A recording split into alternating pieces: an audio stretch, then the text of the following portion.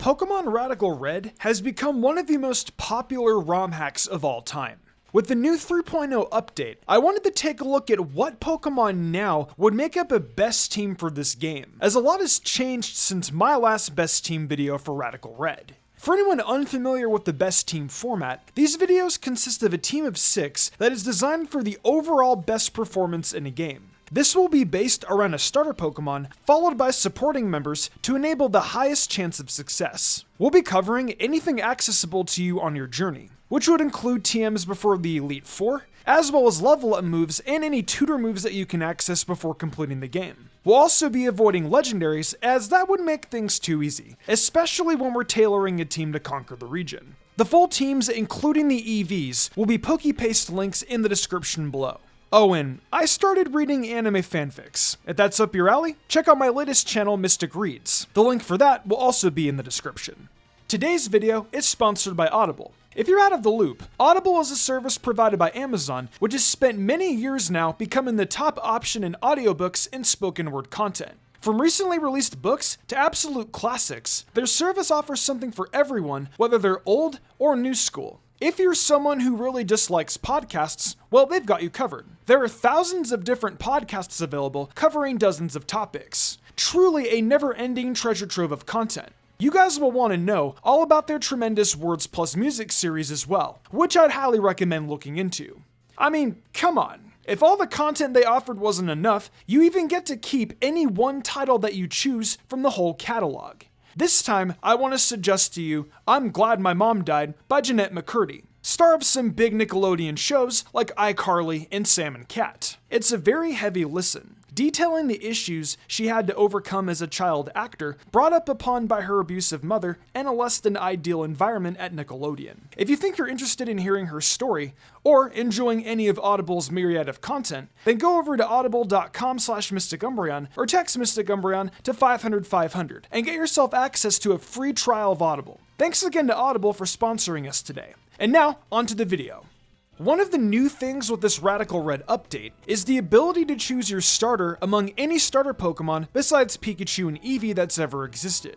Any starter from Kanto through the Hisui region is fair game for our first score here, so I had a really tough decision. Among our 27 starter choices, I ultimately decided I had to at least pursue a grass type, since it gave the strongest start against Brock and Misty. This is important because if I want to add any other starters to my team down the line, I can obtain them in Celadon, which I'll have access to before even defeating Surge. As for the grass starter I decided to obtain though, I ultimately decided I'll be using Meganium. Now, I know a lot of you already rolled your eyes and are mashing away at the comments talking about how terrible Meganium is. But in Radical Red, this Pokemon's actually legendary. Meganium got a couple of massive buffs in this game, such as the Fairy typing and the ability Tri-Edge. Tri-Edge allows Meganium to gain priority when using Synthesis, Giga Drain, and Draining Kiss, which is actually amazing when it comes to ensuring Meganium is healthy enough to take hits from other Pokemon. The speed stat doesn't matter when your primary attacks all have priority. Meganium's greatest uses came against battles such as Brock, Giovanni, Claire, and Lance to name a few. The special defense investment is insanely useful when taking on a majority of these battles, as the strongest physical attacks you take from these would either be Earthquake from Pokemon such as Giovanni's Garchomp, or moves such as Vicious Rend and Bolt Beak from Claire and Lance. Otherwise, you're taking typically special moves, with the exception of Misty's Frogadier, which Meganium isn't really meant to handle anyway. Moving on to Viridian City, we actually have 2 encounters, with the first one being Mareep. Obtaining this gives us one of 2 Pokemon that are truly able to handle Falconer, due to the removal of the early Viridian City Chinchou. Even if Chinchou were still present this early though, I think Ampharos will be better suited to handle later opponents. This is one of the few games I'd truly say having an electric type feels essential, because unless you want to spend ages resetting your Pewter City egg until it's a non-electric type, you absolutely will need one if you want to even get the chance to take on your first badge. Ampharos is meant to just be a backup specially defensive sponge for this team, while also being your team's primary pivot. Ampharos has a few things going for it this gen, such as the Mega Evolution you can get after a few badges.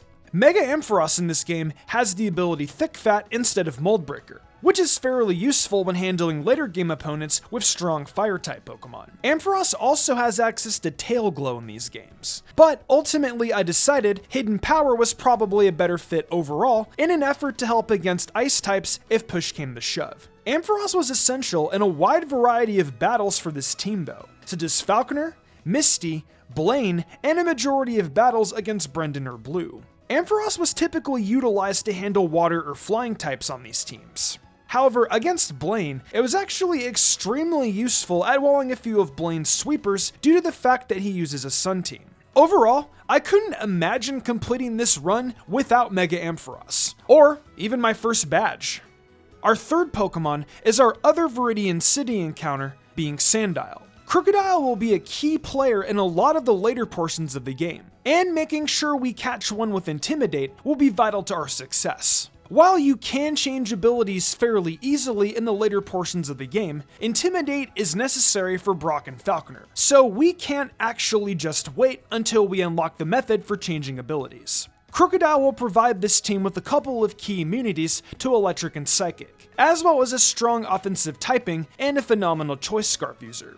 One of the biggest reasons Crocodile is your best choice of a dark type in these games is due to the addition of Wicked Blow. You might recognize this from your nightmares playing Isle of Armor OU, as it's the move Urshifu single utilized in order to destroy every Pokemon with a pulse. Wicked Blow allows Crocodile a far stronger dark move than Knockoff, which is amazing for Choice Scarf sets where you'll be using the same move turn after turn. In tandem with Earthquake and the ability Intimidate to weaken your opponent's physical offense, Crocodile is insanely difficult to switch around these games unless you have a Pokemon such as Togekiss. Just in case though, Rock Slide is a great addition to this moveset for Pokemon that otherwise have an immunity to Earthquake. I figured Stealth Rocks would be a strong option in our last move slot, which is mostly to handle teams such as Blaine more easily due to Blaine utilizing a Mega Charizard Y. Speaking of Blaine, this is one of the many battles Crocodile was extremely vital in defeating, with some others including Brock,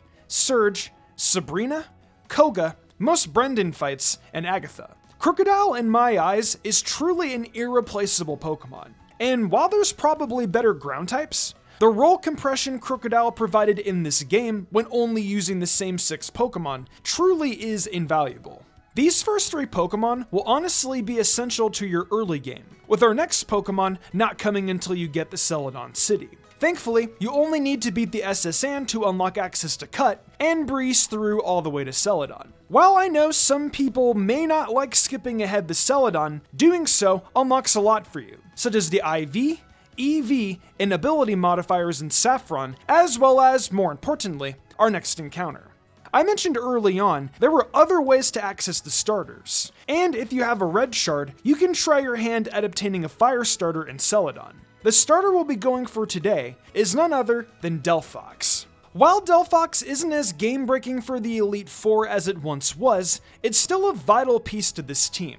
One of the reasons players sought after Delphox previously was due to Magic Guard plus Mind Blown, which allowed you to breeze through most Pokemon in the late game that didn't resist your attack.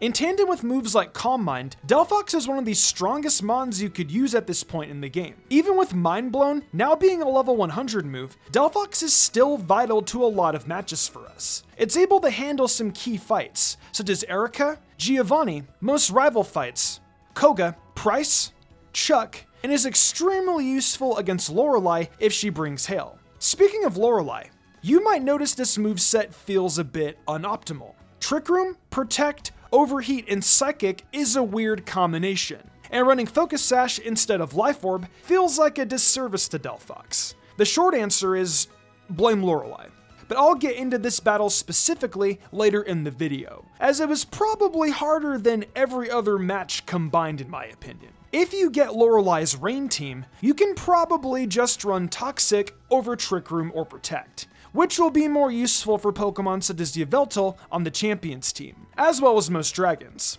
I would still recommend the Focus Sash, as without Mind Blown, I actually think Delphox having an immunity to indirect damage helps it guarantee an attack or two in dire situations. Moving on to our next Pokemon, we will obtain this shortly after defeating Erica. In the game corner, you can buy a plethora of strong Pokemon, mostly being pseudo-legendaries. I actually opted to pick up none of the pseudos though, and instead got our team's steel type, being Aegislash. And yes, before anyone asks, I did pay the extra 10,000 to make sure it was shiny. This wouldn't be the best team if I didn't use one of the best shiny Pokemon. Aegislash provided us with a lot of essential pieces, such as a strong response to Trick Room, as well as an amazing wall against Lorelei's Hail Team. Aegislash is one of the most adaptable Pokemon in terms of its roles that you can perform with it, but I ultimately decided in this case, the straightforward moveset was best. I decided King Shield, Gyro Ball, Shadow Claw, and Shadow Sneak was my best choice. I made sure Aegislash had a 0 speed IV, as this was useful to make the most out of my damage output with this Pokemon. The addition of Iron Ball was also extremely valuable, as when handling Pokemon such as Lorelei's Calyrex Ice, you'll want to ensure you're as slow as possible. Aegislash has some of the strongest matchups of any Pokemon in the game. You can utilize it against your rival fights, Giovanni, Sabrina, Price, Archer and Ariana, Lorelei, Agatha, and Drake. I couldn't actually imagine this run with any other steel type, as most would only be able to handle a fraction of these battles. The only steel that even hold a candle would be something like a Solgaleo, which you can actually get due to the rare chance of obtaining Cosmog in your Pewter City egg. But as I said above, I wanted to avoid legendaries. The fact it takes such a monster of a legendary to even begin to compete with Aegislash though, should speak volumes of its capabilities. Finally, we have one of the biggest carries through the Elite Four, being our water type. Now, I'm sure a lot of you are wondering why it took so long for us to add a water type to our party. Isn't that usually a type most players pursue as early as possible? Well, as far as Kanto goes, you honestly don't really need one until the later portions of your journey. And barring Blaine, Meganium plus Crook would cover anything most water types would anyway. As for the water type we did end up obtaining though, we picked none other than Slowbro. Slowpoke can be obtained through fishing on the route south of Fuchsia City. While in most games, you should skip ahead to Fuchsia City, similarly to how you were able to skip ahead to Celadon for Delphox. In the newest update, you actually can't even reach the routes that connect to Fuchsia until you've defeated Sabrina. Slowbro sadly isn't obtainable sooner than this. However, I'm sure this is mostly due to how amazing Slowpoke/Slowbro would be in the previous portions of the game, as it's one of the strongest Pokemon you can utilize.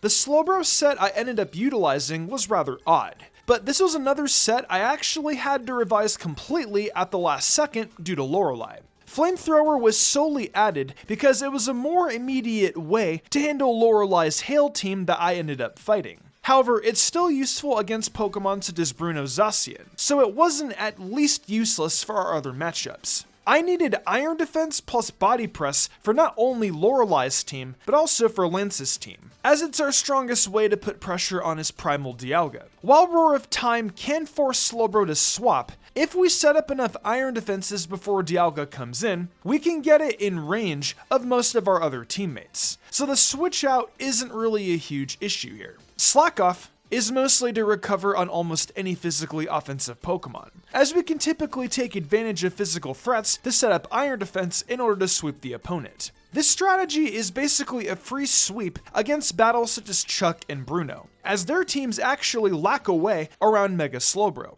Oh yeah, we'll be utilizing Slowbro as another Mega Pokemon. While Ampharos typically in competitive would need its Mega to hold its own, in Radical Red, it can still do a surprising amount of work without becoming a Mega. And it also doesn't really need any other hold items anyway. So I figured, having two Megas makes the most sense here, since in the majority of battles, Slowbro will be the Mega we use, such as against Claire, Lorelei, Bruno, and Lance. Now, Radical Red honestly has way too many boss fights to truly go over all of them. In fact, there are so many optional ones I didn't actually even attempt to fight, as they proved to serve no use to this team. Most of the Johto Gym Leaders, for example, I didn't end up battling, as their rewards offered nothing to the team itself. However, I will quickly go over some of the battles we did actually attempt and highlight where the team may struggle if you use this team yourself. Starting off with our rival fights, these actually were all rather easy. Of any bosses in this game, your fights against Brendan and Blue are actually easier than even random NPCs. I found the only thing that made these fights even almost an issue was the fact the level will scale to around where your team is leveled. But otherwise, these fights are actually pretty effortless. Mei was also easy as well, but unlike Brendan in blue, you actually only fight her once right before taking on Blaine's gym. Our next battles come in the form of Team Rocket. Team Rocket proved to be a bit more difficult depending on the match, with a couple battles in particular being actually almost difficult. While Giovanni actually was always a pretty easy win, Archer and Ariana proved to put up a strong fight. There are two battles in particular, being your Silphco and Cerulean cave battles that actually will prove difficult. The Silphco battle is a tag match, so you could only actually even use 3 Pokemon in this fight. I found the combination of Delphox as my lead, alongside Ampharos and Crocodile, to be the best set of 3 for this match. While Crocodile, in theory, is a strong lead in this battle, it does boost Gothitel's damage output, so you actually have to KO Gothitelle either the turn you swap Crocodile in, or save it for later on in the fight when Mega Houndoom and Mega Mawile enter the field. As far as the Cerulean Cave battle, this is mostly difficult because they each have 4 Pokemon at the level cap, while you also are unable to heal between these fights. I mostly decided to focus Mega Slowbro on taking out Archer's Mamoswine, Crocodile for Mega Houndoom, Aegislash for Durant, and finally I used Meganium for Mimikyu. After this, Ariana proved to be significantly easier since all of my Pokemon were still at least usable for her battle. I'll briefly discuss the Johto Gym Leaders as I found the ones I attempted to be rather easy. However, I will mention I chose to fight Falconer, Price, and Chuck in that order. Falconer is the only required Johto Gym Leader. Price I battled because I was hoping I would be able to reset for Lorelei's Rain team, and I wanted Life Orb Delphox for the rest of the Elite Four. And when I realized I was forced to beat my first Elite Four run against Lorelei's Hail team, I had to beat Chuck in order to obtain the Focus Sash. None of these leaders put up a fight, especially Chuck, who got swept by a lead Mega Slowbro. As for the Kanto Gym Leaders, most of these proved to be rather easy. The hardest ones of this bunch were Misty, Surge, and Sabrina. Sabrina was mostly difficult due to the fact she had a double battle, but Aegislash was a truly pivotal piece in winning this match. Misty was mostly an issue due to the fact we only had 3 Pokemon at this point, and Sandile isn't exactly useful for anything outside of it to intimidate Frogadier, as it's mostly a physical attacker. I was able to defeat Misty thanks to Bayleaf and Flaffy though. However, it was one of the more difficult battles for sure. Finally, we have none other than Surge. Surge is typically one of the harder gym leaders, and trying to defeat Surge with only 4 Pokemon was rather difficult. Thankfully, Surge actually made a huge misplay in this fight. Thanks to Meganium having Tri-Edge, I was able to attack Surge's Alolan Raichu for a +3 priority attack on several occasions during this battle. Surge kept using Psyshock because it thought it guaranteed a KO. However, because of the recovery from Draining Kiss, I was actually able to handle Alolan Raichu before it swept my entire team, allowing me to defeat Surge with ease. Before going over my Elite Four run, I do want to quickly mention some quick portions of this game that are rather difficult outside of the boss fights. The first being the SS-An. The SS-An was actually a fairly difficult set of fights, due to the fact they were forced in the double battles, and the team only had the ability to use 3 Pokemon here. I actually had to level my Pokemon all the way to the level cap to handle these fights, and they proved infinitely harder than the Brendan fight at the end, purely because they were doubles. In a similar vein, the infinite weather routes on the way to Fuchsia were also difficult, as unlike the SS-An, these did scale to your team's level. I recommend going left of Celadon through Cycling Road and Route 18, as the Sand plus Rain routes were infinitely easier than Hail plus Sun was, especially since at the time, this team still lacked a Mega Slowbro. Finally, we have our Elite Four run. Now, I can't lie, I genuinely felt this was somehow some of our easiest boss fights in the entire team. Bruno was actually swept on lead by Mega Slowbro, Agatha was fairly easy thanks to Crocodile and Aegislash as a pair, and Drake was fodder thanks to Mega Slowbro plus Meganium. I won't act like the champion fight against our rival was another 1-2-mon showcase, but even here, I felt like our 6 Pokemon were able to actually hold their own, especially Mega Slowbro plus Aegislash. However, we do have one fight that actually was so demanding that it genuinely changes several aspects of our team, being Lorelei. For a bit of background on the Elite Four and how it works, for battles 1 through 4, you actually have the potential to fight 2 different teams, with the final champion fight having a guaranteed set team. While most of these fights have very minor differences, it allows the game to have some variety in what you might face, which can, unless you tailor a perfect lead to both teams, cause issues if you predict incorrectly what you'll fight. Each Elite Four member, including the champion, also comes with their own Uber's level Mega Evolution and a powerful legendary. However, Lorelei is an exception. Her 2 teams consist of either Hail or Rain, and she's the only Elite Four member whose team changes so drastically. I was certain that you'd be able to actually reset for this fight, and I built a team that initially was meant to defeat her Rain team, as I felt that preparing for her Rain team left me better suited for most other fights in the game. However, until you successfully beat the Elite Four once, you're actually stuck fighting a guaranteed battle against either Rain or Hail, without the ability to reset. While I could have replayed the entire game just to play Rain, I decided I needed to overcome this terrible Hail matchup if I was ever to call this the best team for Radical Red. The Hail team consisted of Calyrex Ice, Glaceon, Alolan Ninetales, Mega Abomasnow, Azumarill, and Rotom Wash. Glaceon and Mega Abomasnow now have access to Slush Rush in these games, making them phenomenal Hail Sweepers, whereas the rest of the team is basically meant to either function as a breaker or a Hail Setter. I had to spend countless runs perfecting this team just for the Lorelei Hail fight. However, if you end up rolling her Rain team instead, I recommend changing Flamethrower on Slowbro to either Toxic, Psychic, or Scald, and switching Protect or Trick Room on Delphox for Toxic. If you're curious which team you'll end up fighting, there's a guy standing right near the healing space in the Elite Four who will tell you which team she is using. While I'm unsure what he says if you're fighting Rain, I know he will mention she's been seen with her Glaceon if you're fighting Hail.